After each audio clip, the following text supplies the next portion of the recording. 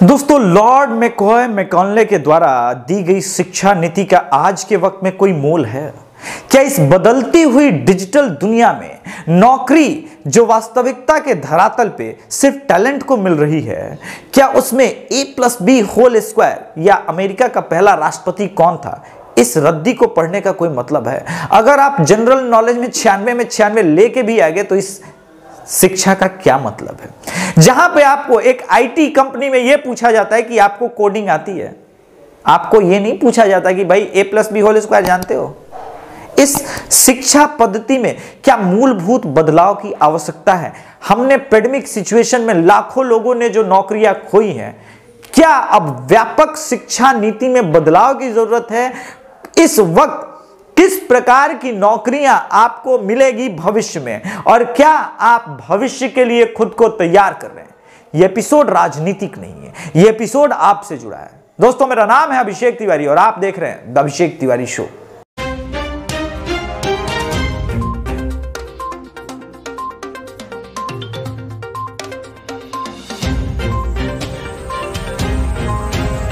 दोस्तों, मैं बहुत सारी चीजों के बारे में बात नहीं करूंगा, वीडियो भी लंबा नहीं करूंगा। मैं आपको यह नहीं कहूंगा कि सर आइजैक न्यूटन क्या थे, कितना पढ़े थे, या आइंस्टाइन ने कितनी पढ़ाई करी थी, ये सब ड्रॉप आउट थे। लेकिन मैं भारत के बारे में बात करूंगा। आज पैंडेमिक सिचुएशन में जिनकी नौकरियां गई हैं, सपोज आपके पास एक कपड़े का दुकान है, तो आप सामने वाले को नौकरी पे रखने से पहले क्या पूछोगे? तुम्हें कपड़ा फोल्ड करना आता है? या अगर सेल्समैन है तो क्या तुम्हें मार्केटिंग आती है? तुम्हें कपड़ों की समझ है? तुम ये सवाल पूछोगे, ना कि तुम ये पूछोगे तुम्हें A+B² आता है। अकबर एक महान शासक था, क्यों था बताओगे? क्या इन सवालों का और इस पढ़ाई का कोई मतलब है? भारत की एजुकेशन सिस्टम को बदलाव में जब लाना था तो लॉर्ड मैकॉय मैकॉनले के पास दो चैलेंजेस थे। पहला चैलेंज तो यह था कि भाई कैसे कम्युनिकेट करेंगे गुलामों से, जो इंडियंस है उससे कम्युनिकेट कैसे करेंगे? तो इंग्लिश, चलो इंग्लिश अच्छी बात है, सीख ली तुमने।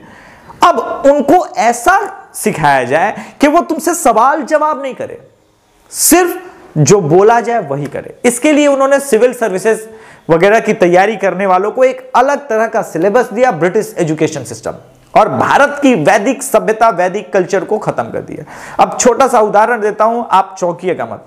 सर आइजैक न्यूटन ने कहा गुरुत्वाकर्षण बल है, मगर आज से 1000 साल पहले ऋषि कणाद ने कहा वर्षा जो धरती पे होती है उसका कारण पृथ्वी का गुरुत्वाकर्षण बल है।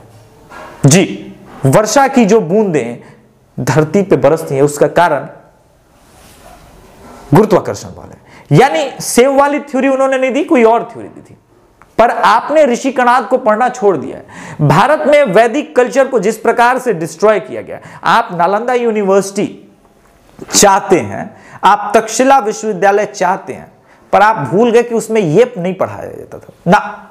आर्किटेक्ट पढ़ाया जाता था, और जिस प्रकार के आर्किटेक्ट पढ़ाए जाते थे उसका जीता जागता उदाहरण है भारत के सैकड़ों मंदिर, हजारों मंदिर।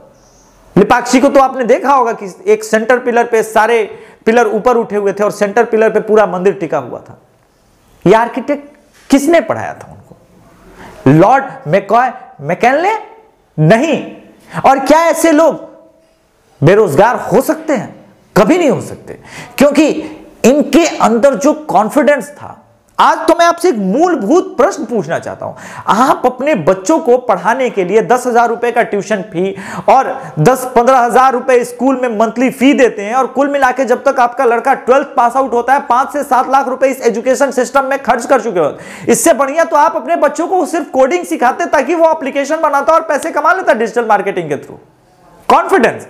ज्यादातर लोग मुझे कहते हैं कि भैया मुझे सरकारी नौकरी करनी है क्योंकि जॉब सिक्योरिटी है। नहीं, क्योंकि तुम्हारे अंदर इस एजुकेशन सिस्टम में, इसमें किसी भी स्टूडेंट्स को मैं दोष नहीं दे रहा हूं ना, मैं भारत के किसी भी लड़के को दोष नहीं दे रहा हूं। इन लड़कों के अंदर भरा ही गया है लॉर्ड मैकॉनले के द्वारा शिक्षा पद्धति, और इसने कॉन्फिडेंस ही नहीं दिया कि वो कुछ भी कर सकता है दुनिया में। कुछ भी करने के लिए आपको ज्ञान की जरूरत है, रटने की जरूरत नहीं है। मैं मानने को तैयार नहीं हूं कि अकबर महान था और इसको 10 नंबर का एक प्रश्न बनाया जाए और यह बताया जाए कि आप 100 शब्दों में लिखे कि क्यों था और इसका वास्तविक जीवन में आपका 1 पैसे का भी मूल्य हो। लेकिन बच्चे पढ़ते हैं, बच्चे पढ़ रहे हैं। क्यों पढ़ रहे हैं? नरेंद्र मोदी जी ने नई एजुकेशन पॉलिसी लाई है, पर क्या ये एजुकेशन पॉलिसी बदल देगा सब कुछ? जब तक आप सिलेबस में बदलाव नहीं करेंगे। मैं मूलभूत इंफ्रास्ट्रक्चर की बात कर रहा हूं। लड़का ज्योग्राफी पढ़े, साइंस पढ़े, साथ में आर्ट्स भी पढ़ ले, उससे कोई फर्क नहीं पड़ता। ये कोई आपके मूलभूत इंफ्रास्ट्रक्चर में बदलाव नहीं करेगा, क्योंकि आप पढ़ेंगे फिर वही के वही ढाक के 3 पार्ट A+B²। सर्जरी हो तो चरक है, सुश्रुत है, इन्होंने भी तो एजुकेशन सिस्टम में, मेडिकल सिस्टम में अपना नॉलेज दिया है। लॉर्ड मैकॉले के पहले हमें ये सारी चीजें आती थी ना। मेडिकल साइंस हम पढ़ते थे तक्षशिला में, नालंदा में भी। तो वो किताबें कहां गई? वो एजुकेशन सिस्टम कहां गया? उसे वापस लाने के लिए वैदिक कल्चर को आपको रीइंट्रोड्यूस करना पड़ेगा। वैदिक शिक्षा फिर से लानी पड़ेगी। आप छोटे से स्तर पे लाके ट्राई कर लीजिए।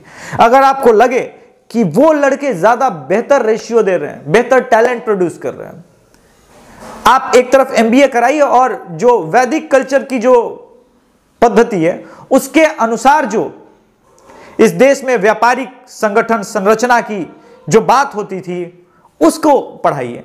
फिर देखिए कौन सा बेहतर टैलेंट निकलता है, आप समझ पाएंगे। तो दोस्तों, अब मूलभूत बदलाव क्या होने चाहिए? मैं कहता हूं कि आप अंग्रेजी में सबसे पहले हर चीज को थोपना छोड़ दीजिए। अंग्रेजी में इंजीनियरिंग पढ़ेगा, अंग्रेजी में मेडिकल साइंस पढ़ेगा। क्यों पढ़ेगा भाई? अगर सामने वाले लड़के को अच्छी हिंदी आती तो हिंदी में पढ़ने दीजिए, मराठी आती है मराठी पढ़ने दीजिए। यह मूलभूत इंफ्रास्ट्रक्चर में बदलाव की जरूरत है। यह बहुत हो गया कि भाई हिंदी में ही नहीं पढ़ेंगे, जब पढ़ेंगे अंग्रेजी घसेंगे। अंग्रेजी एक स्टेटस सिंबल है यार। चाइना तुमसे इसलिए आगे नहीं है क्योंकि उसका स्टेटस सिंबल, उसको चाइनीज नहीं आती तो लोग वहां पे हे दृष्टि से देखते हैं। बताओ यार, नेशनल आदमी है, अच्छा इसको चाइनीज नहीं आती यार, कैसा आदमी है चीन का?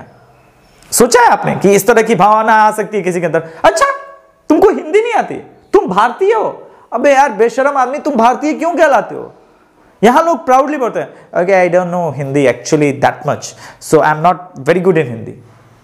क्यों फिर भाई? हिंदुस्तान में क्यों जाओ, कहीं और जाओ। यह कोई स्टेटस सिंबल नहीं है। तुम्हें अगर हिंदी नहीं आती है तो बहुत दुख की बात है। अगर तुम्हें अपना मातृभाषा, राष्ट्रभाषा छोड़ दो, मैं अगर तमिल नहीं आती, तुम तमिलियन हो, अगर कर्नाटक के हो, तुम्हें कन्नड़ नहीं आती, तो शर्मनाक बात है ना। ये तो शर्मनाक बात है। ये तो हो गए बदलाव की बातें। हमने बदलाव की बात की कि ये चीजों में, इंफ्रास्ट्रक्चर में बदलाव की जरूरत है। आपके वक्त इस वक्त 3 तरह की नौकरियां सामने हैं। अगर आप एक्सपर्ट हैं कम्युनिकेट करने में, आपका कम्युनिकेशन बहुत अच्छा है, चाहे आप तमिलियन हो, कन्नड़ भाषी हो, भोजपुरी भाषी हो, बांग्ला भाषी हो, फर्क नहीं पड़ता। आप डिजिटल मार्केटिंग कर सकते हैं। डिजिटल मार्केटिंग वो एक प्लेटफॉर्म है जहां पे इस वक्त अच्छे वक्ताओं की बहुत जरूरत है। लोग ढूंढ रहे हैं। मैंने आपको पहले ही बोला था, कई एप्लीकेशन वाले, गेम्स वाले मुझसे बात करते हैं और कहते हैं कि क्या आप अपने वीडियोस में इसका एक प्रमोशन करेगा। पर अनफॉर्चुनेटली अभी तक मेरे पास गेम्स के ऑफर आए हैं। कोई अच्छा एजुकेशन का ऑफर आया होता, एजुकेशनल वीडियो का ऑफर आया होता तो मैं जरूर आपको इस बारे में बताता और पैसे भी कमा लेता। खैर, डिजिटल मार्केटिंग के अलावे आपके पास दूसरा चेन मार्केटिंग सिस्टम, अगर आप बहुत अच्छे हैं तो किसी प्रोडक्ट के अगर आप बहुत अच्छे ज्ञाता हैं तो आप काम कर सकते हैं। मेरे 2 सीनियर इस वक्त बहुत अच्छा काम कर रहे हैं, एक वेस्टेज में और दूसरा मोदी केयर में। एक का नाम गौतम प्रसाद है और दूसरा मनोज सिंह। इन दोनों लोगों ने काफी पैसे बनाया और बहुत अच्छा बनाया। अनफॉर्चुनेटली इन्हें यह नहीं पता कि A+B² होता क्या है और क्यों होता है, और इसका वास्तविक जीवन में उन्हें कोई यूज नहीं करना है। ना ही उन्हें यह बताना है कि अमेरिका का पहला राष्ट्रपति जॉर्ज वाशिंगटन है। उन्हें बस इतना बताना है कि इस प्रोडक्ट की क्या खासियत है। That's it, simple, very simple. इसी कोरोना पेंडेमिक सिचुएशन में जहां लोगों ने नौकरियां गंवाई हैं, इन लोगों ने बहुत बहुत ज्यादा पैसे कमाए हैं और बनाए हैं, लोगों को जोड़ा है। तीसरे तरह की नौकरी जो इस वक्त डिजिटल युग आरंभ हुआ है, इसमें एप्लीकेशन, वेबसाइट डेवलपमेंट के स्कोप बहुत ज्यादा है। आपको अगर ये आता है तो आप बहुत अच्छा लाइफ में कर सकते हैं। सरकारी नौकरी वालों के लिए यहाँ भी अनफॉर्चुनेटली कोई जगह नहीं है, क्योंकि आपने तो ज्योग्राफी में ये पढ़ा है ना कि पृथ्वी कितने अक्षांश पे झुकी हुई है। दरअसल ये कहीं और का क्वेश्चन होना चाहिए था, या विषुवत रेखा अगर मध्य प्रदेश से जाती है तो मैं उसका अचार डालूंगा।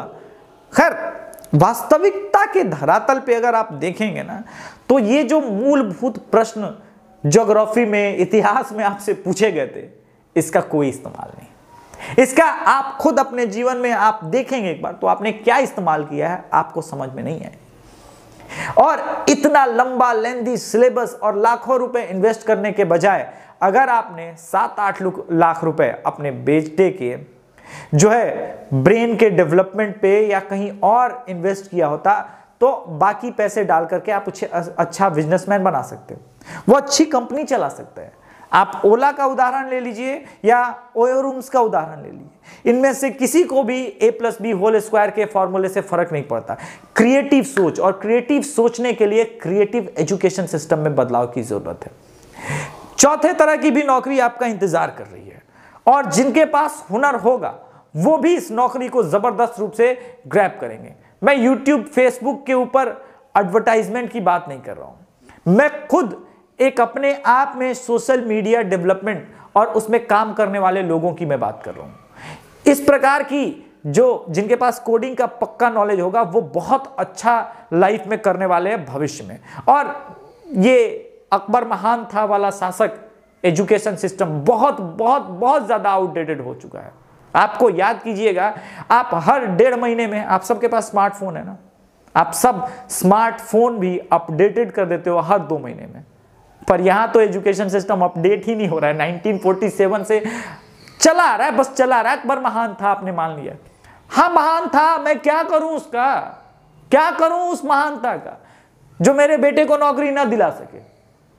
क्योंकि सामने वाला पूछ रहा है कि भाई तुम्हें टेक्सटाइल इंजीनियरिंग में फैब्रिक्स, कपड़ों की पहचान है, तुम्हें रेशम का पहचान है? नहीं, मैं क्या करूं, अकबर महान था, क्या करूं? आप पूछिएगा अपने अंतरात्मा से क्या करना है। आपने महाभारत सीरियल तो देखा होगा, पढ़ा नहीं होगा, महाभारत देखा तो होगा। क्या द्रोणाचार्य ने सबको धनुर्विद्या सिखाया था? अगर अर्जुन को धनुर्विद्या में निपुण बनाया था, तो दुर्योधन को और भीम को गदा में, युधिष्ठिर को भाला फेंकने में निपुण बनाया था। और सबको अपने अपने शस्त्रों का चुनाव का जब वो शिक्षा दे रहे थे तो अधिकार दिया था, उसके बाद उन्होंने उनकी शिक्षा प्रारंभ की थी। यहां पे भी अधिकार दिया गया था आपको, आप आर्ट्स ले लो भाई, मुझे साथ में जो है ना आर्ट्स के साथ अच्छा लगता था फिजिक्स, पढ़ना चाहिए था, पढ़ने नहीं दे रहे थे तुम लोग, क्योंकि कह रहे कि नहीं साइंस अलग जाएगा, उसमें फिजिक्स, केमिस्ट्री, बायोलॉजी अलग चलेगा, मैथमेटिक्स अलग चलेगा। ये क्या है, कौन सा कूड़ा कचरा है, उसका मैं क्या करूं आज के टाइम में? आप सोचिएगा कि आप क्या करना चाहते हैं इसका। इसलिए व्यापक बदलाव की जरूरत। अगर अच्छा लड़का भागता है तो क्यों नहीं एजुकेशन सिस्टम का हिस्सा है? अगर अच्छा लड़का क्रिकेट खेलता है तो क्यों नहीं उसको एजुकेशन सिस्टम का हिस्सा रखा है? हॉकी, फुटबॉल, गेम को एजुकेशन सिस्टम से क्यों दूर किया आपने? संगीत, यह भी एजुकेशन सिस्टम का हिस्सा है, क्यों नहीं उसको रखा है? रोजगार तो मिलेगा, भूखा तो नहीं मरेगा, अच्छा गाना गाएगा, स्टेज पे गा के पैसे तो कमाएगा, पैंडेमिक सिचुएशन में बर्बाद तो नहीं होगा। क्रिकेट, वॉलीबॉल, बैडमिंटन, ये क्यों नहीं एजुकेशन सिस्टम का हिस्सा है? आपको बस भारत को कोसना है कि भाई भारत ओलंपिक में अच्छे मेडल्स नहीं जीतता। कहां से जीतेगा? आपके बच्चे तो a+b² पढ़ रहे हैं, वो क्यों जीतेगा भाई? वो क्यों वहां कोई अपने बेटे को क्यों जिम्नास्टिक सिखाएगा? बर्बाद हो जाएगा ना कैरियर। इसलिए मूलभूत सिद्धांत में बदलाव की जरूरत है। जब तक मोदी जी आप इसमें बदलाव नहीं करेंगे, आप लोग एजुकेशन सिस्टम बदलते बदलते थक जाएंगे, वो बदलाव नहीं होगा। पहले मैं कहने की इस रद्दी को बाहर फेंकिए और अपडेटेड एजुकेशन सिस्टम को लेके आइए। जब तक अपडेटेड एकदम जैसे एंड्रॉयड 10 लेटेस्ट वर्जन आता है ना, वैसा कुछ नहीं लेके आएंगे, तब तक बदलाव जरूरी है। लोगों को डिजिटल मार्केटिंग सिखाइए, अपने बच्चों को सिखाइए, ये अलग अलग इंस्टीट्यूशन वाले सिखाएंगे आपको। फिर आपको एहसास होगा यार मैं इंस्टीट्यूशन में 1.5 लाख रुपए दे करके, 1.25 लाख रुपए दे करके डिजिटल मार्केटिंग आज सीख रहा हूं, तो मैंने अब तक जो लाखों रुपए खर्च किए वो क्या था? क्या वो मेरे नौकरी के लिए जरूरी नहीं थे? आपको वास्तविकता यही समझ में आएगी वो वाकई जरूरी नहीं थे। वैसे दोस्तों डिजिटल मार्केटिंग एक वाकई जबरदस्त प्लेटफॉर्म है, और जिनके पास हुनर है, जो अच्छे वक्ता हैं, अच्छे वक्ता से याद है, ये भी एजुकेशन सिस्टम का हिस्सा होना चाहिए। स्पीकिंग मतलब अंग्रेजी नहीं होता है। जय श्री राम दोस्तों।